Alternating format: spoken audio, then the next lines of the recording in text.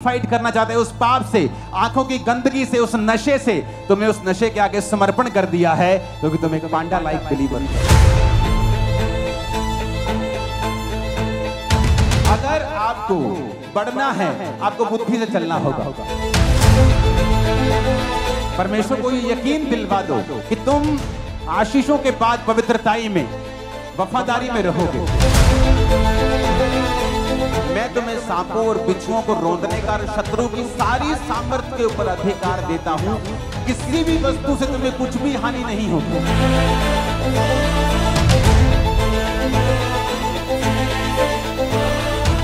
अपनी हाथों को उठाओ। आज जो कुछ मैं सुनूंगा खुदाबंद, ये मेरी लाइफ में आशीष का कारण होगा। प्रभु यीशु मसीह के सामर्थी नाम में हम मांगते हैं। जब बाइबल कहती है कि इजरायली लोग प्रार्थना कर रहे थे कि परमेश्वर हमें इस मजदूरी से, इस दुखी कामों से छुड़ा जिससे उनका जीवन दुखी हो गया था, तो बाइबल कहती है परमेश्वर ने मूसा को भेजा और मूसा के जरिए अपने वचनों को भेजा। मेरा विश्वास है कि ये वचन जब आप सुनेंगे, आपके हृदय से परमेश्वर बात करेगा और आप छूट जाएंगे अज्ञानता से भी, शैतान से भी, बंधनों से भी।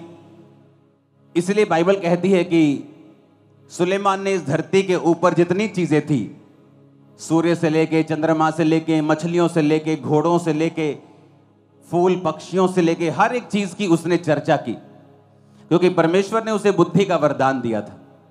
जब उसमें बुद्धि का वरदान था तो उसे सब चीजों की नॉलेज थी। परिवार में कैसे चलना है, दोस्तों के साथ कैसे चलना है, समाज के साथ कैसे चलना है, परमेश्वर ने सब प्रकार की बुद्धि उसे दी थी। उसने अपनी जीवन में गलतियां की, लेकिन उसे वो मालूम था कि वो गलतियां हैं, और उसने उन गलतियों का जिक्र भी नीति वचन में किया। जो उसने खुद की, उसने उनका जिक्र भी किया। जब बुद्धि आप में परमेश्वर की बात करती है और आपके अंदर ठहर जाती है, ये आपके छुटकारे का कारण ठहरती है। इसलिए कहा जाता है कि जो नॉलेज है, जो इंफॉर्मेशन है, जो नॉलेज है, वो फ्रीडम है। आज से कुछ साल पहले जब दुबई में कुछ नहीं था, लेकिन जब उन्हें नॉलेज होती है कि हमारे नीचे तेल का एक कुआं है इतना बड़ा, तो आज दुनिया का हर सेलिब्रिटी दुबई में जाना चाहता है, वहीं रहना चाहता है। आज चर्च के कितने बिलीवर्स हैं जो वहां पर मिलियनियर्स हैं, क्योंकि जब आपको नॉलेज होती है, ये फ्रीडम लेके आती है। जब आपको ज्ञान हो जाता है, ये आपके लिए छुटकारे का कारण बनता है। इसलिए मैंने संडे को समझाया था कि परमेश्वर ने कहा ज्ञान के बिना उसकी प्रजा क्या हो रही है, नाश हो रही है। अपने पड़ोसी को बोलो, बिना ज्ञान के प्रजा नाश होती और बंधनों में जाती है।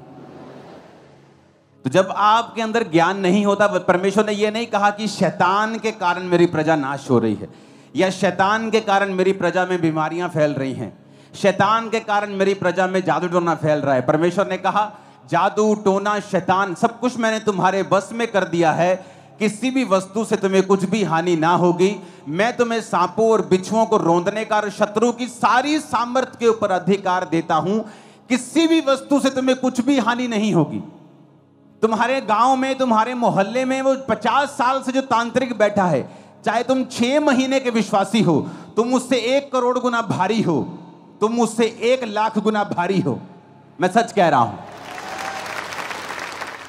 बात यह है कि अब चर्च को उस जगह के ऊपर लाया जाए जहां से चर्च को यह बात की नॉलेज हो जाए कि अगर हमारे अंदर परमेश्वर का ज्ञान नहीं है तो शैतान कभी भी आपको हरा सकता है। इसीलिए जब परमेश्वर यीशु मसीह के लिए आकाश खुल गया था, आकाशवाणी हुई। इमेजिन करो आपके लिए आकाश खुल जाए और ऊपर से परमेश्वर की डायरेक्ट आपको आवाज आए कि तू मेरा प्रिय बेटा है, मैं तुझसे बहुत खुश हूं, और सारी दुनिया इसकी विटनेस हो। और तो भी शैतान यीशु मसीह के पास आकर कहता है यदि तू परमेश्वर का बेटा है तो इन पत्थरों को बोलिए रोटियां बन जाएं। इसका मतलब क्या? चाहे आपने कैंसर से छुटकारा पाया हो, चाहे आपने बड़ी बीमारी से छुटकारा पाया हो, चाहे आपने पवित्र आत्मा का वरदान पाया हो, चाहे आपने परमेश्वर को देखा हो, परमेश्वर की आवाज सुनी हो, फिर भी शैतान आपको गिराने की कोशिश करेगा अगर आपके अंदर परमेश्वर का वचन नहीं है तो तो यीशु मसीह ने तब शैतान को ये नहीं कहा कि शैतान मेरे लिए आकाशवाणी हुई थी कि मैं उसका प्रिय बेटा हूं। परमेश्वर ने कहा शैतान लिखा है इंसान केवल रोटी से नहीं परंतु परमेश्वर के मुख से निकले एक एक वचन से जीवित रहेगा। यानी अगर परमेश्वर यीशु मसीह को भी वचन का ज्ञान नहीं होता तो भी वो शैतान को हरा नहीं पाते। इसलिए आपने ये बहुत ध्यान से देखा होगा कि प्रभु यीशु मसीह को स्क्रिप्चर्स की, बाइबल की बड़ी अच्छी नॉलेज थी। जब वो आराधनालय में बाइबल पढ़ने के लिए यशाया की पुस्तक पढ़ रहे थे कि यहोवा का आत्मा मुझ पे है, तो परमेश्वर ने कहा था आज ये लेख तुम सबके सामने पूरा हुआ है क्योंकि ये वचन मेरे लिए लिखा गया था। कितने मेरी बातों को समझ रहे हैं? मैं अभी वचन पे नहीं आया हूं, मैं आपका बेस बना रहा हूं कि क्यों वचन को सुनना और समझना और इस पे चलना हमारे लिए इंपॉर्टेंट है। हालेलुया। आज जो बिलीवर्स हैं उनके लिए परमेश्वर ने एक मैसेज दिया है मुझे, और जब आप ये मैसेज सुन रहे होंगे तो परमेश्वर का आत्मा आपसे बात करेगा 100%। तो सबसे पहली चीज जो वचन ये कहता है कि हमें किस चीज की जरूरत सबसे ज्यादा है। नीति वचन 2:4 में लिखा है, तू बुद्धि को चांदी के समान ढूंढे और गुप्त धन के समान उसकी खोज में लगा रहे। परमेश्वर ने अलग अलग जगह पे नीति वचन में, बाइबल में लिखा है कि कुंदन अगर एक साइड रखा हो, सोना रखा हो, हीरे मोती रखे हो और एक साइड पे बुद्धि रखी हो, तो हमेशा बुद्धि को चुनना। अगर तेरे पास बुद्धि है तो तू ऐसे हीरे मोती सोना बहुत कुछ कमा सकता है और उन्हें बनाए रख सकता है। लेकिन अगर तेरे पास बुद्धि नहीं है तो तू सोना और चांदी तेरे पास आ सकती है, लेकिन बुद्धि ना होने की वजह से वो थोड़े ही दिनों की होगी। तो परमेश्वर ने हमेशा ये वचन में लिखा है कि जो बुद्धि है वो तेरे पास हमेशा होनी चाहिए। लेकिन आज जब आप एक बिलीवर को देखते हैं और उसे बुद्धि के बिना देखते हैं तो उसके नुकसान क्या होते हैं, और बुद्धि के बिना किस तरह एक बिलीवर को अपनी लाइफ में सफर होना पड़ता है, आज हम उसे समझेंगे। आज के वचन का जो शीर्षक है उसका नाम है ए पांडा लाइक बिलीवर।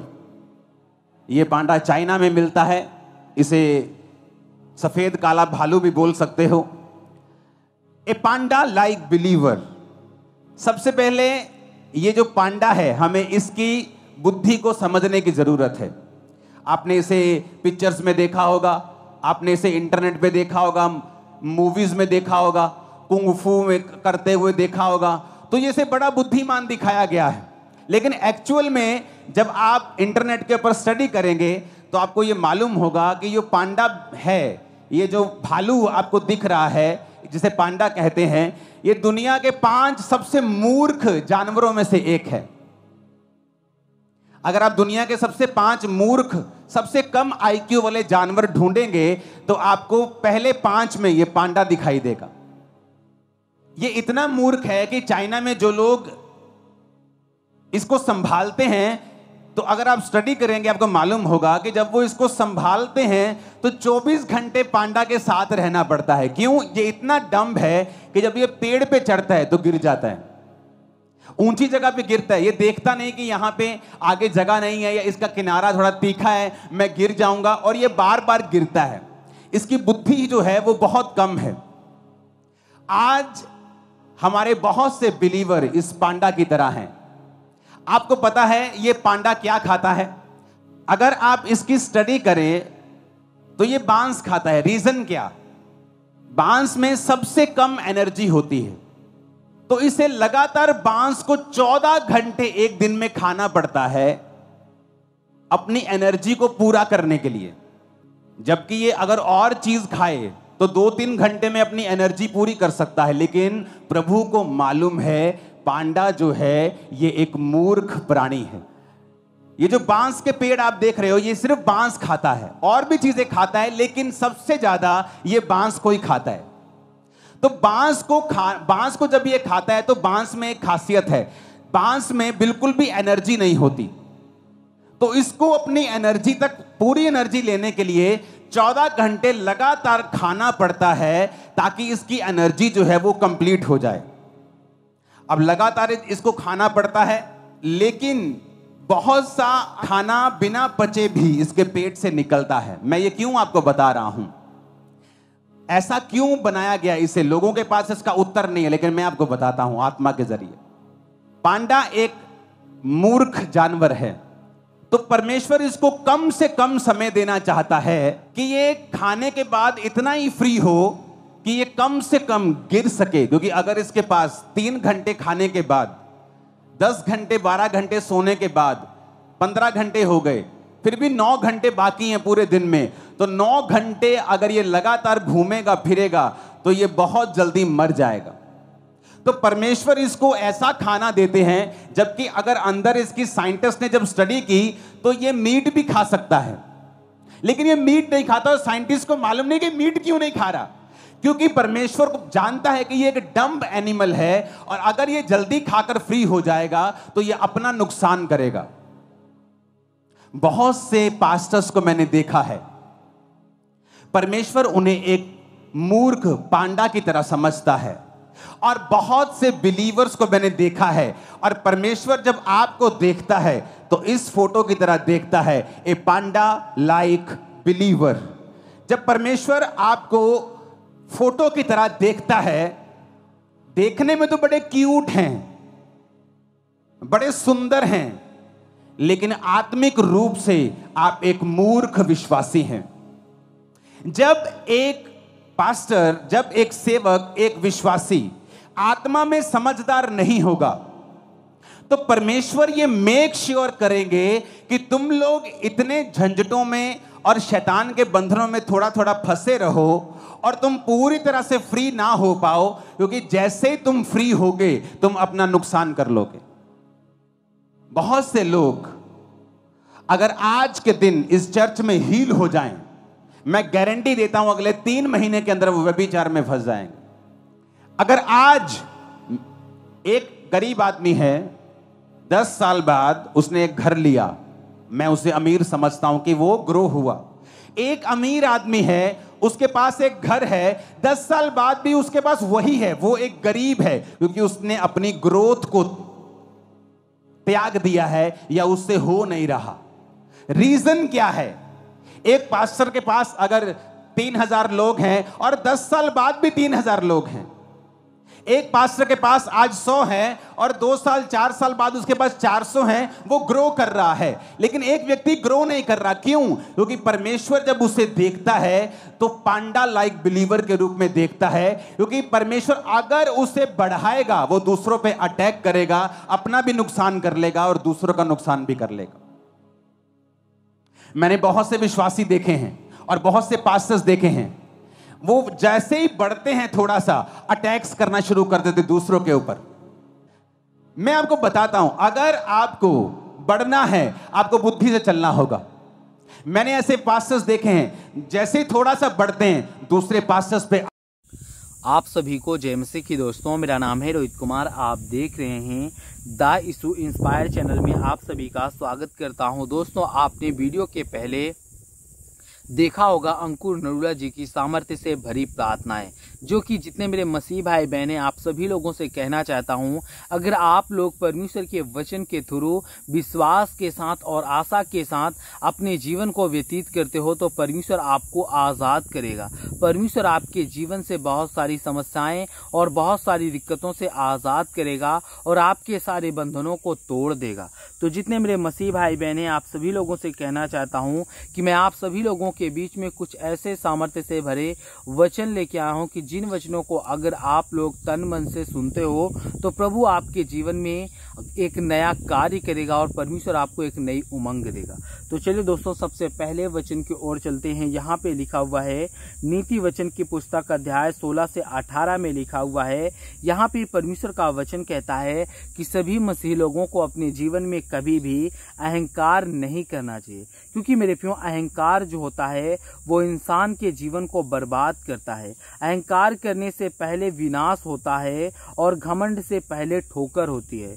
तो यहाँ पे परमेश्वर का वचन कहता है, यह वचन इस बात को स्पष्ट रूप से हमें आत्मदुग्धता और अहंकार जीवन को नष्ट कर सकते हैं। और परमेश्वर कहता है क्योंकि यह हमें परमेश्वर से दूर ले जाता है और दूसरों के साथ सही संबंध बनाने में बाधा उत्पन्न करता है। अगर हम अपने जीवन में कभी भी यानी कि एनी टाइम हम अपने जीवन में हमेशा अहंकार रखते हैं, तो परमेश्वर कहता है अहंकार रखने वाला व्यक्ति अपने जीवन में कभी भी परमेश्वर के प्रति मजबूत नहीं बना सकता है, मजबूती नहीं बना सकता है, क्योंकि मेरे प्रियो वो अपने जीवन में अहंकार में रहेगा। और जो भी व्यक्ति अपने जीवन में अहंकार पूर्वक अपने जीवन को व्यतीत करता है, उसके जीवन में काफ़ी समस्याएं और काफ़ी दिक्कतें का सामना करना पड़ता है। और दोस्तों, दूसरे में बात करने वाला हूँ लोभ और लालच के बारे में।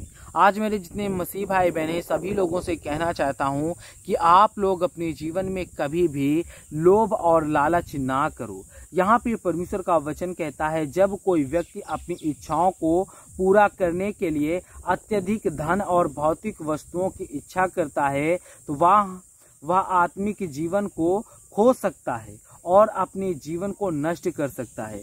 तो यहाँ पे परमेश्वर का वचन कहता है, जितने मेरे मसीह भाई बहन हैं सभी लोगों से परमेश्वर कहता है लोभ और लालच। अगर आपके अंदर एक मसीह जीवन जीने वाला व्यक्ति के अंदर लोभ और लालच रहता है, तो परमेश्वर कहता है जब कोई व्यक्ति अपनी इच्छा को पूरा करने के लिए अत्यधिक धन या भौतिक वस्तुओं की इच्छा को उत्पन्न करता है, तो परमेश्वर कहता है ऐसा करने वाला व्यक्ति अपने जीवन को बर्बाद कर लेता है, अपने जीवन में बहुत सारी समस्याओं को ला लेता है, और जिससे कि उसके जीवन में काफ़ी प्रकार की दिक्कतें आती है। जैसे कि वो धन के चक्कर में रहता है और उसके अंदर एक आपने देखा होगा भौतिक चीज़ें क्या होती है, वो संसारिक चीज़ें होती हैं। जैसे कि कुछ लोग आज भौतिक चीज़ों में पड़े होते हैं, भौतिक चीज़ों में आती हैं धन और दौलत, और ये संसार की जितने भी चीज़ें होती हैं वो भौतिक चीज़ें होती हैं। लेकिन जितने मेरे मसीह भाई बहनें, मैं आप सभी लोगों से कहना चाहता हूँ कि यहाँ पे परमेश्वर का वचन कहता है, पहला तीमुथियुस की पुस्तक अध्याय 6 से 10 में लिखा हुआ है, यहाँ पे पढ़ते हैं, क्योंकि धन का प्रेम सब प्रकार की बुराइयों का मूल है और वह कुछ लोग इसके पीछे चल करके विश्वास से भटक गए हैं और अपने पापों को बहुत दुखों में डाल देते हैं। तो यहाँ पे परमेश्वर का वचन कहता है, इस वचन से यह स्पष्ट होता है कि धन और लालच के पीछे भागना अत्यधिक संकट का कारण बन सकता है और जीवन में दुख ला सकता है। और यहाँ पे परमेश्वर का वचन कहता है, क्रोध और द्वेष जब व्यक्ति अपने गुस्से और दोष को नियंत्रित कर नहीं पाता, तब वह अपने जीवन में परमेश्वर के प्रति, और परमेश्वर कहता है कि बल्कि वह अपने जीवन को नष्ट भी कर लेता है। तो जितने मेरे मसीह भाई बहन हैं, आप सभी को जय मसीह की दोस्तों। God bless you all of you, आमीन। नेक्स्ट वीडियो मिलता हूँ दोस्तों।